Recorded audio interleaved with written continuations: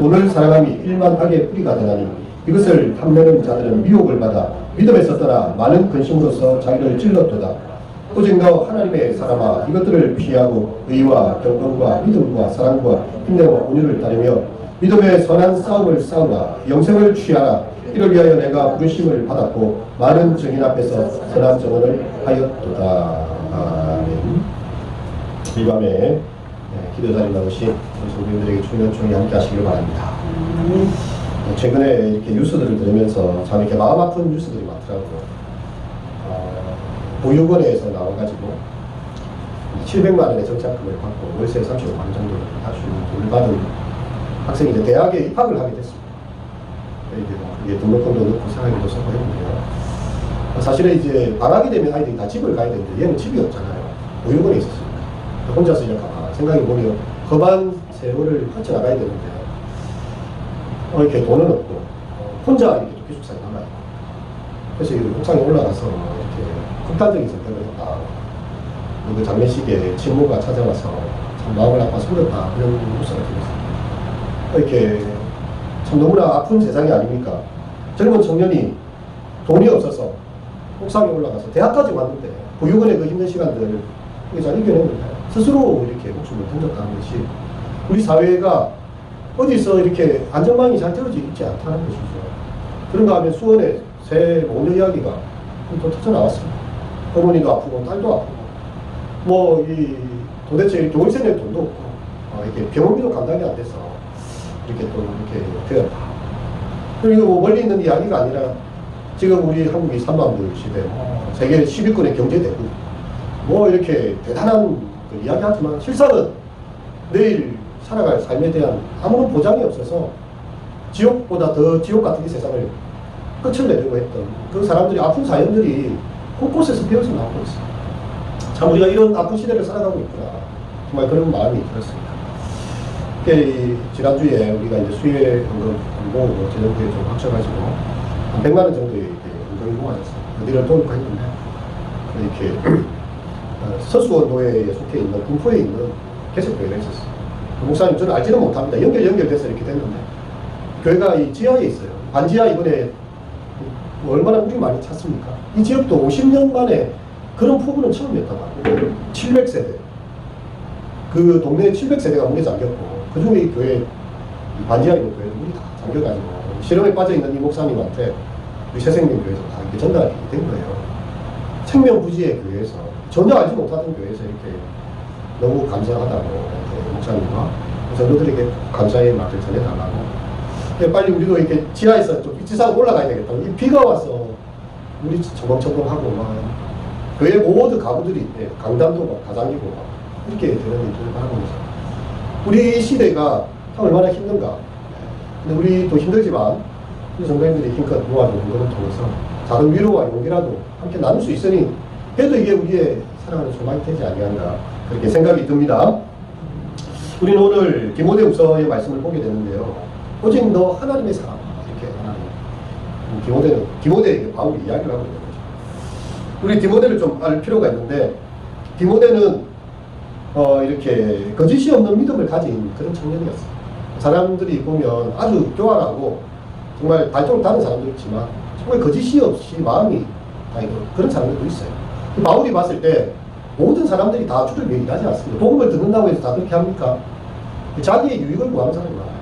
모든 사람이 자기의 유익을 구하되 디모데는 그렇지 않아요. 이렇게 말할 정도로 디모데에 대한 확실한 마음이 있었고 내 속에 거짓이 없는 믿음을 생각한다라는 이야기를 디모데에게 편지를 남기고 있습니다. AD 50년경에 바울과 합류했는데요. 이 무렵은 디모데가 성령기를 막 시작할 그런 청년이었을 것입니다. 그래서 아마 10대 중반에 처음으로 디모데를 만났던 것 같습니다. 그리고 AD 60년대 초반에 이제 글을 적게 되었는데 한 20대 중반 정도가 되지 않았을까 이렇게도 볼 수 있고요. 그래서 너희의 연소함을 업신여기지 말라라는 말로 디모데에게 특별히 고면을 하고 있는데요. 연소하다는 말은 이렇게 30대 초반이나 중반 정도도 볼 수 있고 그 당시로 보면 한 40대까지도 연소하다라는 말로 이렇게 적용되기도 했답니다. 보통은 29살 이하. 되게 젊은 나이에 디모데가 이 교회의 지도자로 세워져야 되는 그런 상황이죠. 유대교에서 대체로 나이가 한 40은 돼야 이렇게 회당장도 맡기고 나이가 40은 돼야 이제 사내들인 공회도 들어가고 어느 정도 이제 그렇게 할 수 있는 나이였는데 디모데는 한 교회 지도자로서 아주 젊은 나이에 이 교회에 목회를 하게 되었던 것 같습니다. 디모데후서 3장 1절에서 2절에 보면 너는 이것을 알라 말세에 고통하는 때가 이르리니 사람들이 자기를 사랑하며 돈을 사랑하며 자랑하며 교만하며 비방하며 부모를 거역하며 감사하지 아니하며 거룩하지 아니하며. 이러한 말세에 고통하는 때는 사람들이 돈을 사랑해요. 자기를 사랑합니다. 자랑하는 시대고요. 부모를 거역합니다. 그러나 오늘 본문의 말씀을 보니까 자족하는 마음이 있으면 경건에 큰 이익이 된다. 돈을 사랑하는 시대에 자족하는 마음이 있으면 경건에 큰 이익이 된다는 거예요. 우리가 경건한 삶을 어떻게 살아갈 수 있을까? 우리가 더 많은 것을 가지면 더 경건해질까요? 도리어 바울 사도는 자족하는 마음을 가지라 이렇게 이야기를 하고 있습니다. 헬라어 순을 따르면요, 큰 이익은 자족하는 경건이다라고 이야기하고 있습니다. 그래서 정말 너의 가진 것을 감사할 수 있다면 그리고부터 경건은 출발이 된다는 것입니다. 그리고 거짓 교사들은 그들의 이익을 물질적인 것에 두었습니다. 많은 물질을 취하기 위해서 사실 거짓 교사들이 교회에 들어와서 자기들한테 돈을 많이 내놔. 결국은 그거예요. 내한테 돈을 많이 달라는 거죠. 그러니까 이 싹을 위해서 일하는 사람들이었지 정말 복음을 위해서 일하지 않는 거짓 교사들이 교회에도 많이 있었어요. 그들에게 있어서는 이 물질에 대한 것이 굉장히 중요한 것이었습니다. 근데 하지만 이 바울 사도가 이야기하는 경건의 가장 큰 이익은요, 영생을 향해서 나아가는 정말 천국에 대한 소망 때문에 이 땅 가운데서 자족하는 그런 마음이었다는 것이죠. 영생은 좀 물질적 유익과 비교할 때에 이 땅의 것과 비교할 수 없을 만한 큰 가치를 가지고 있다는 것을 이야기합니다. 그래서 돈에 대한 탐욕은 모든 죄의 근원이다. 그리고 이 세상에 사람들이 왜 거짓말을 하고 왜 남을 사기치고 이렇게 합니까? 왜 보이스피싱을 하고 남의 그걸 합니까? 돈에 대한 탐욕 때문에 있는 것을 족하게 여기지 않습니다. 더 많은 돈을 갖고 싶어요. 그래서 그 돈에 대한 탐욕은 모든 죄의 근원이 되고 있지만 차라리 탐심을 버리고 그냥 가진 것에 대해서 감사하기 시작하면 작은 것을 가지고도 이렇게 경건한 삶을 살아갈 수 있다고 바울은 이야기하고 있습니다. 6절에서 9절 말씀 다시 한번 읽어볼까요? 시작. 그러나 자족하는 마음이 있으면 경건은 큰 이익이 되느니라. 우리가 세상에 가지고 온 것이 없음에 또한 아무것도 가지고 가지 못하리니 우리가 먹을 것과 입을 것이 있은즉 족한 줄로 알 것이니라. 구하려 하는 자들은 시험과 얼무와 여러 가지 어리석고 파멸과 멸망에 빠지게 하는 것입니다. 그래서 돈을 사랑하면 일만하게 뿌리예요. 이것을 탐내는 자들은 미혹을 받아 믿음에서 떠나 많은 근심으로 자기를 찔렀다. 그런 것이면 자기를 찔렀다. 여러분, 이 바울은 자기 스스로가 이 자족하는 마음을 배웠습니다. 이게 빌립보서 4장에 보면 나오는데요. 내가 궁핍함으로 말하는 것이 아니라 어떠한 형편이든지 나는 자족하기를 배웠노니 나는 빚전에 처할 줄도 알고 풍부에 처할 줄도 알아. 모든 일, 곧 배부름과 배고픔과 풍부와 궁핍에도 처할 줄 아는 일체의 비결을 배웠노라. 내게 능력 주신 자 안에서 내가 모든 것을 할 수 있느니라. 바울이 하나님이 주시는 그 은총에 의지해서 빈핍에 처하기도 하고 빚전에 처하기도 하고 풍부에 처하기도 하고 어떠한 형편에 가든지 일체의 비결을 배웠다라고 이야기합니다. 그래서 거짓 교사들은 자신의 이익을 위해서 경건을 사용합니다. 그것은 거짓 경건이죠. 이에 비해서 바울은 자족하는 마음으로 있는 것에 먹을 것과 입을 것이 있어도 족한 줄 알라. 그것으로 인해서 경건에 큰 유익이 된다고 합니다. 여러분, 우리가 살아가기 위해 항상 기억해야 될 바울이 말한 태도는요, 우리가 태어날 때 아무것도 가지고 온 것이 없지 않느냐. 아무것도 가지고 오지 않았는데 지금 내가 구할 곳이 있고 오늘 먹을 양식이 있고 입을 옷이 입으면 그건 충분한 것 아닙니다. 이런 말입니다. 정말 이 바울에게 있어서 이것은요, 자족하면 근원이었어요. 어떤 사람들은 인생이 그렇게 험하다 뭐 이렇게 표현하기도 하지만 이것이 바로 우리에게 자족하는 마음이 있으면 경건에 큰 이익이 되는 거다, 이렇게 이야기합니다. 여러분, 세상은 우리의 마음을 항상 유혹하고 있습니다. 여러분, 돈 많은 것을 좋아하고 화려한 영광을 좋아하고요, 남들을 위압하는 그런 권력을 좋아합니다. 그리고 이것이 다 사람 사는 세상이에요. 돈은 없는 것보다는 있는 게 좋고 있으면 많은 게 좋다는 거죠. 누구 돈 싫어하는 사람이 있습니까? 통장에 쌓아놓고 주식이 오르고 또 자기가 했던 부동산이 오르고 뭐가 다 잘 돼가지고 되는 걸 다 복으로 여기는 세상입니다. 그리고 어떤 뭐 좋은 명예직에 올라가든지 어떤 뭐 이렇게 높은 자리에 올라가면 그것도 사람들이 선호하는 그런 것들이죠. 그리고 화려한 영광의 자리에 있기를 원합니다. 근데 바울 사도는 반대의 것을 이야기하고 있어요. 우리는 이 세상에 아무것도 가지고 오지 않았으며 이 세상에서 아무것도 가지고 가지 못한다. 이 성 아우구스티누스의 설교지를 보면 이렇게 이야기합니다. 명예가 그대를 찾아오게 해야지 그대가 명예를 쫓아가지 마라. 한마디로 그대는 끝자리에 앉아있어. 예수님 표현하신 것 같죠. 사람들이 있으면, 상석이 있으면 무조건 끝자리에 가서 앉으라는 거예요. 명예를 좋아하지 말라. 사람들로부터 막 인사받는 거 좋아하지 말고 그냥 제일 말재석에 있는 게 제일 지혜로운 것입니다. 그냥 그 앉아있는 자리에서 그냥 있으라는 거죠. 그래서 주인이 이 귀한 분이 왜 밑에 있느냐, 위로 올라오세요 라고 말하는 것이 도리어 영광이 되지. 자기가 제일 잘난 줄 알고 상석에 가서 앉았는데 더 높은 사람이 오는 거예요. 당신 왜 그 자리에 앉아있어? 밑으로 내려가시오. 이렇게 하면 부끄러움이 나옵니다. 그래서 우리의 자는 자리도 내가 세상에서 제일 작은 사람이다. 바울이라는 이름 자체가 제일 작은 자라는 이름이잖아요. 작은 자라는 게 바울이거든요. 사울이라는 이름은 큰 자라는 거예요. 이 사울이라는 큰 이름을 가지고 있다가 바울도 자기 이름을 바꿨지요. 나는 작은 자다. 그렇게 했던 것입니다. 바울의 자족은요, 먹을 것과 입을 것입니다. 예. 그것에 대해서 촉한 줄을 안다. 여러분, 우리는 먹을 것과 입을 것에 촉한 줄 아십니까? 정말 알고 있나요? 아니, 더 좋은 것을 먹어야 돼요. 이렇게 되면 문제였습니다. 상대적인 궁핍방송. 누구는 한 끼 식사를 막 10만원짜리 뷔페에 가서 이렇게 먹는데 나는 라면 한 끼로 때웠다. 이 너무 상대적으로 굉장히 불편한 이야기잖아요. 아무것도 못 먹는 사람들에 비해서 오늘 내가 박방국에 라면 한 개 먹을 수도 있다 이렇게 생각하면 감사한 일인데, 이렇게 뭐 고급 뷔페 레스토랑을 생각하면서 나는 저기 있지 못하고 왜 이렇게 혼자서 밥을 물에 반반만 먹고 있어야 되나 이렇게 생각하면 비참해지는 것입니다. 그리고 예수님께서 우리에게 기도하실 때요, 예수님이 가르치신 기도에 하나님 우리가 다른 사람에게 나눠줄 만큼 넉넉한 물질을 갖게 하시옵소서라고 기도를 가르쳤습니까? 반대예요. 오늘 먹을 만큼의 일용할 양식을 주옵시고 이렇게 기도하셨어요. 그럼 좀 이상하지 않습니까? 아니 우리가 부자가 되고 많은 것을 가져서 다른 사람에게 나눠줄 수 있는 풍족한 자가 되게 하시옵소서라고 예수님께서 주기도문에 가르치지 않았다는 거예요. 도리어 오늘 먹을 양식만 있어도 감사하다. 일용할 양식이 필요하고 그것을 달라고 기도하라고 이야기했어요. 그냥 그날에 주신 은혜가 있으면 충분하다. 근데 사람들의 마음은 그렇지 않죠. 일용할 양식 가지고 만족해야 됩니다. 한 1년치는 쌓아놓는 양식이 필요한 것 같고, 내가 은퇴한 이후에 요새 이제 은퇴가 60세, 65세, 70세 된 다음에 100세 시대잖아요. 40년은 먹고 살아야 될 양식이 쌓아져 있어야 됩니다. 그래 안 하면 사람들이 불안해하기 시작합니다. 지금 먹고 사는데 문제가 없어도 내 은퇴한 이후에 내 생계를 어떻게 책임지나. 그럼 30년, 40년에 대한 걱정이 나한테 오는 거죠. 근데 예수님의 기도는 이 시대에 안 맞는 것처럼 보여요. 아니 일용할 양식을 위해 기도하라. 이렇게 소박한 기도거든요. 이렇게 우리는 생각할 수 있습니다. 하지만 예수님께서는요, 일용할 양식만으로 우리에게 충분하다고 이렇게 이야기하고 있는 것입니다. 히브리서 3장에도 이렇게 이야기하는데요. 형제들아 너희는 삼가 혹 너희 중에 누가 믿지 아니하는 악한 마음을 품고 살아계신 하나님에게서 떨어질까 조심하라.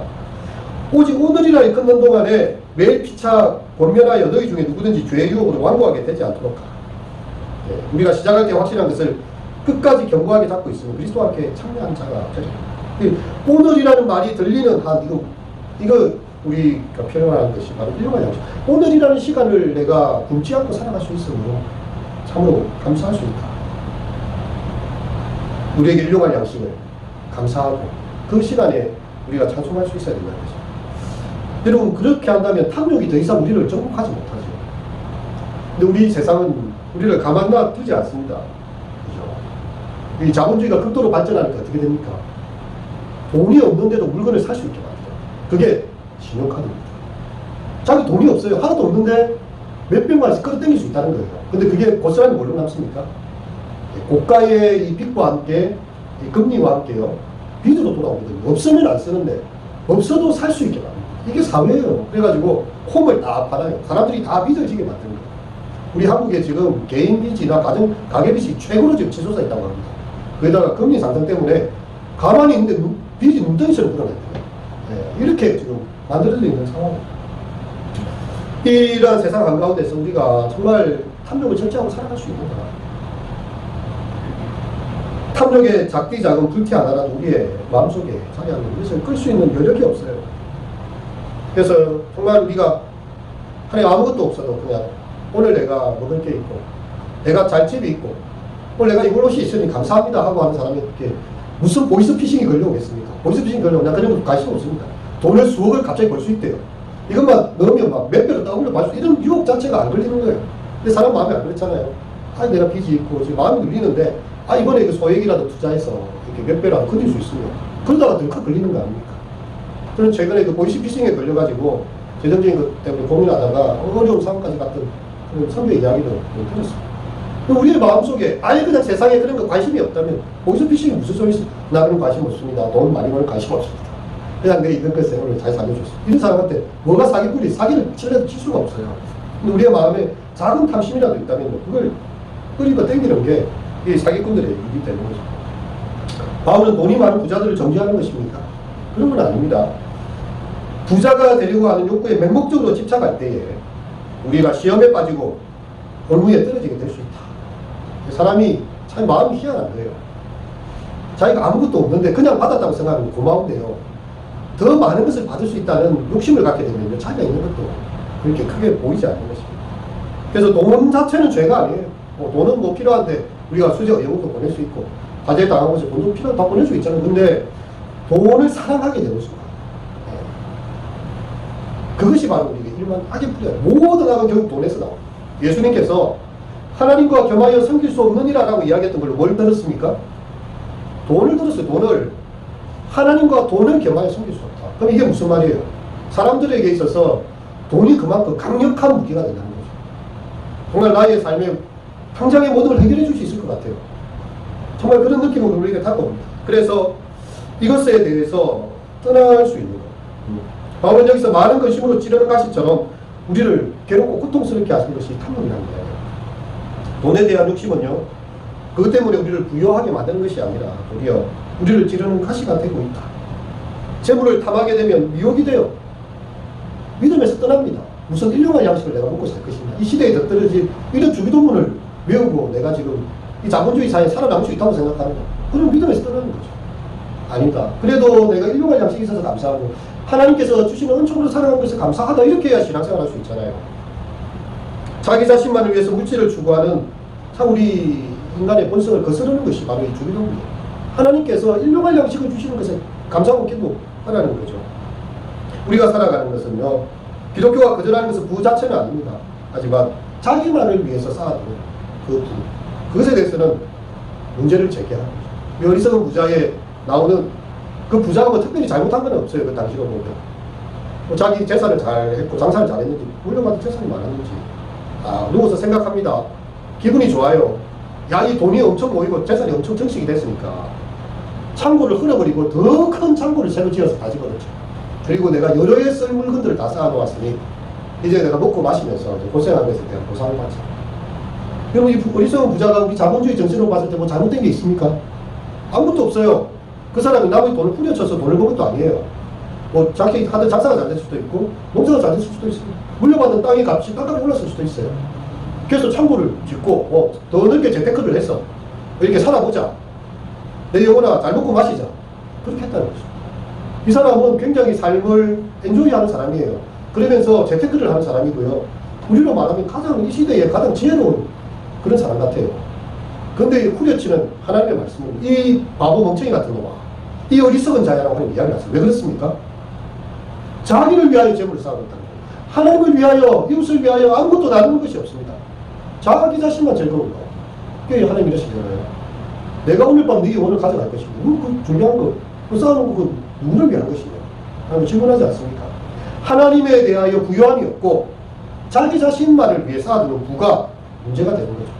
지금 사회 한 구석에는 보육원에서 나온 청년이 생활고를 걱정하면서 옥상에서 뛰어내려야 되고, 세모녀는 아파서 정말 이렇게 살아갈 방도가 없어서 마지막 유서를 길게 적어놓고 죽어가고 있는 시대에 자기 재산만 전식되고 자기 집 부동산만 잘 되고 있고, 이렇게 되면 하나님 앞에 죄를 짓는 거 아닙니까? 우리가 작은 것이라 할지라도 내게 있는 것을 조금 더 줄여서 필요한 사람에게 나누어 줄 수 있을 때, 그래서 너희가 이렇게 낡아지지 않는 주머니를 만들라고 예수님 이야기하셨죠. 구제하는 것이에요. 구제하는 거. 너희에 있는 것을 나누어 주어서 흩어 주어서 그것은 도리어 하늘나라에 낡아지지 않는 주머니를 만드는 것과 같다. 이렇게 말씀드려요. 근데 우리가 정말 욕심이 장난 아니죠. 이것은 뭐 피해갈 수 없는 인간의 본성처럼 보입니다. 그래서 우리의 마음에 근심으로 찌릅니다. 항상 그것이 우리의 마음을 힘들게 만들고요. 그렇게 나아가는 것이죠. 여러분, 탐욕이라는 벌레가 우리의 마음속에 살고 있어요. 이 악마는 도둑과 같습니다. 정말 우리의 여러 가지 허세를 이용하면서 우리에게 아첨합니다. 네가 돈을 더 많이 벌면 더 많이 나눠줄 수 있지 않겠니? 그럼 어느 정도까지 벌어야 사람들에게 나눠줄 수 있단 말이야. 벌고 또 벌면요 더 많이 벌고 싶어요. 그럼 이게 참 아이러니한 것입니다. 그 미국이 가지고 있는 천조국의 나라라고 하잖아요. 천조국의 나라. 미국의 그 캘리포니아 한 주에서 돌아다니는 자동차가 아프리카 대륙 전체에 돌아다니는 자동차보다 숫자가 많아요. 상상이 안 되죠. 그런 아프리카, 아니, 저희, 미국 사람들은요, 더 많은 부를 가지고 있어요. 자기 지금 가지고 있는 것도 부족해. 옆에 사람은 대에서 되게 사니까 자기는 너무 조그만 집에 사는 것 같고, 다른 사람들은 막 슈퍼카는 이렇게 차를 몇 대씩 돌리는데 자기는 차 한 대 있는 게 너무 검소한 거예요, 이게. 예. 이 상대적인 미국과는 다릅니다. 근데 상대적으로 남아메리카에 있는 사람들은요, 그냥 집에서 가족들이 방 하나에 있어도 즐겁게 잘 살고, 따뜻하게 잘 살고 그렇게 해요. 그래서 미국에 있던 어떤 이제 수도사, 헨리 나우의 수도사가 정말 좋은 걸 가지고 침대를 해가지고 이 집에 넣어준 거예요. 이렇게 좀 쾌적한 환경에서 이렇게 각자의 침대를 가지고 이렇게 하면 더 좋지 않겠나. 며칠 후에 가보니까 다 팔아치우고 없어요. 왜 그렇게 했습니까? 그러니까 우리는 옹기종기는 가족들이 다 모여서 사는 게 좋은데 침대에 있으니까 불편해 죽겠다고. 필요가 없고 이 사람들한테. 여러분 우리가 가지고 있는 생각과 이게 어디에 관심을 따라서 이렇게 다른 것입니다. 우리 최영 장군의 명언이 있는데 황금을 보기를 돌같이 하라. 이렇게 남겼습니다. 그렇다면 우리가 하나님의 사람, 하나님의 백성에 대해서도 세상의 물질에 대해서도 이렇게 초연할 수 있다. 이거 참 어려운 일이라고 저는 생각합니다. 어느 날 사탄이 10개의 병을 들고 한 청년을 찾아왔어요. 10개의 병 중에서 9개의 병에는 꿀물이 들어있고 1개의 병에는 독약이 들어있다. 꿀이 들어있는 병을 찾아 마시면 엄청난 액수의 돈을 주겠다. 1개는 독약, 9개는 꿀물이 들어있는 것은 우리는 돈을 주겠다. 이렇게 합니다. 근데 청년이 가만 생각해 보니까 굉장히 어리석은 것 같아요. 만일 하나라도 잘못 마셔서 죽으면 그게 독약일 수 있는데 이거 어리석은 짓이잖아요. 그런데 사탄은 계속 유혹합니다. 9개는 꿀물이지 않느냐. 90%의 방울이 있다. 이렇게 계속 이야기하는 거죠. 그래서 혹시 모르지만 내가 들기에 독약이 아니기를 바라면서 이렇게 마셨습니다. 다행히 꿀물이 들어있었어요. 그래서 사탄은 이렇게 돈을 주었습니다. 그리고 정년이 이야기, 더 이상 욕심 없다 이제. 더 이상 나를 찾아오지 마라. 그렇게 해서 이렇게 했는데요. 청년을 다시 찾아왔습니다. 사탄이 이제 9개 중에서 하나를 골라 마시면 처음 액수의 2배를 주겠대요. 그때 받은 2배의 돈을 주겠다는 것입니다. 청년은 이제 그때 받은 돈이 쌉싸하게 잘 쌓였거든요. 2배를 준대요. 9개 중에 독약 하나 들으실 수 있는데. 그래서 이번에는 또 유혹에 빠졌습니다. 돈이 생기자 청년은 흔한방탕한 삶을 살게. 일을 안 해도 돈이 벌려지니까 그렇게 알코올 중독과 마약 중독에 빠지게 되고 이제는 자기가 사탄을 찾아가요. 돈 떨어지면 사탄을 찾아갑니다. 이번에는 꿈을 하면 몇 배로 줄 거냐 이렇게 이야기를 하는 거죠. 그때마다 청년에게 병을 계속 건네줍니다. 이제 나중에는 죽음에 대한 두려움도 사라져요. 어차피 사람 한번 죽는 거고 돈이 있다가 죽는 게 낫지 가난하게 시시콜콜하게 살다가 죽는 게 뭐가. 근데 죽음에 대해서도 두려워요. 사람이 이렇게 마음이 바뀝니다. 저는 노인이 되었어요. 사탄이 어느 날 남은 2병을 가지고 찾아왔습니다. 남은 2병. 이제 먹고 바로 죽느냐 돈벼락이냐. 돈이 몇 배로 올랐겠죠. 이제 딱 이 2개를 제시한 것입니다. 그는요 여기에서도 이제 2병의 선택을 포기하지 않았습니다. 남은 병을 식은땀을 흘리면서 마셨습니다. 내가 이겼어. 끝까지 살아남았다고. 내가 아직 죽지 않았어. 어서 돈을 내라. 이렇게 사탄한테 이야기합니다. 사탄은 남은 한 병을 이렇게 노인에게 이렇게 말해주었고요. 사탄은 이렇게 이야기합니다. 처음부터 독약이 있던 병은 아무것도 없었다. 그러나 너는 이미 돈이라는 독약에 죽어라. 돈 자체가 독약. 지금까지 내가 준 돈의 대가를 이제 너는 고통으로 지불을 하라. 그래서 결국 돈은 그의 인생 모든 것을 빼앗아버렸다는 거예요. 여러분 우리가 살고 있는 이 물질 세계에 정말 피해갈 수 없는 물질 삶을 살아가면서 참 공짜라면 양재물도 그냥 마신다는 말이 우리나라에 있을 정도 아닙니까? 얼마나 우리 힘들게 살았으면 공짜로 뭘 준다면요 양재물도 마시겠다고 하는 게 우리 사회의 속담입니다.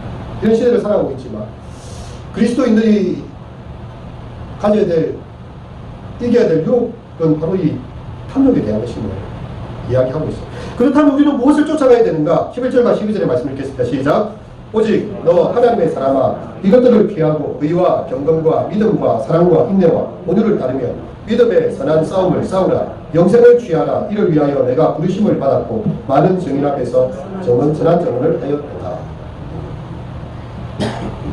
특별히 앞에 이 탐욕에 대한 문제를 이야기하고 이것을 좀 피하고 의와 경건과 믿음과 사랑과 인내와 온유를 따르라. 이제 영적인 가치들이죠.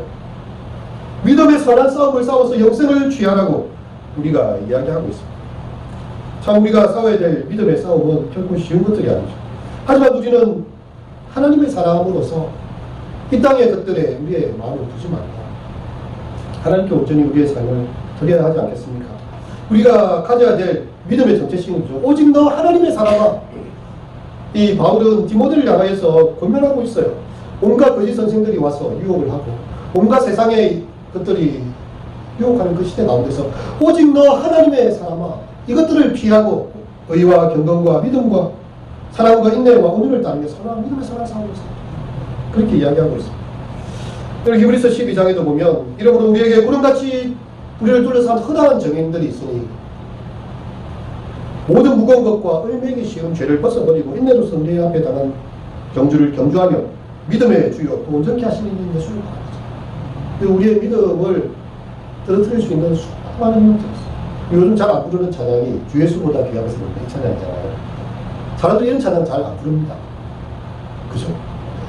이 세상 물질보다 주님이 귀하다고 고백이 안 됩니다. 물질도 있고 주님도 있으면 좋겠다는 거죠. 이 세상 명예도 있고 주님도 있으면 좋겠다는 거죠. 이 세상 명예가 없어지더라도 이 세상에 물질이 없어지더라도 주 예수보다 더 귀한 것은 없네. 그런 고백을 하기가 쉽지 않다는 것입니다. 이것이 바로 우리가 살아가는 사회 속에서 그렇게 있는 상황들이죠. 우리 또한 이것에서 자유로울 수 없습니다. 하지만 오늘 말씀을 통해서 우리의 싸울 것은 선한 싸움이고 마지막에 영생을 취하는 것이고 많은 정인 앞에서 선한 정권을 얻게 하는 하나님의 나라에 들어가는 거룩한 싸움을 우리가 싸워가는 것입니다. 우리 연약한 믿음 가운데 있지만 우리의 삶이 온전히 주님께서 우리의 온전한 주인 되시고 우리가 주님께 온전히 사로잡힐 때 세상의 어떤 것도 우리를 유혹할 수 없겠지요. 하나님께서 내 삶을 책임지신다 이렇게 하는데 이 사람들의 유혹이 무슨 유혹이 되겠어요? 근데 그렇지 못합니다. 우리는 지극히 작은 물질에도 마음이 흔들려요. 정말 이것이 우리의 살아가는 것이에요. 하지만 우리 이 말씀 기억해야 합니다. 돈을 사랑하면 일만하게 뿌리가 되자니 이것을 탐내는 자들이 미혹을 받아 믿음에서 떠나 많은 것임으로 자기를 찔렀도다. 오직 너 하나님의 사람아 이것들을 피하고 믿음의 선한 싸움을 싸워. 우리 예수님을 향해서 달려갈 때 하나님께서 우리의 삶을 세워주시고 우리의 물질적 필요를 채워주시고 하나님께서 우리에게 오직 먼저 그의 나라와 그의 의를 구할 때에 너에게 필요한 모든 것을 더하시리라 하신 말씀대로 하나님께서 채워주신 은혜로 오늘 하루 또 하루 살아가는 귀한 믿음의 은총이 우리 모두에게 있으시기를 축원드립니다.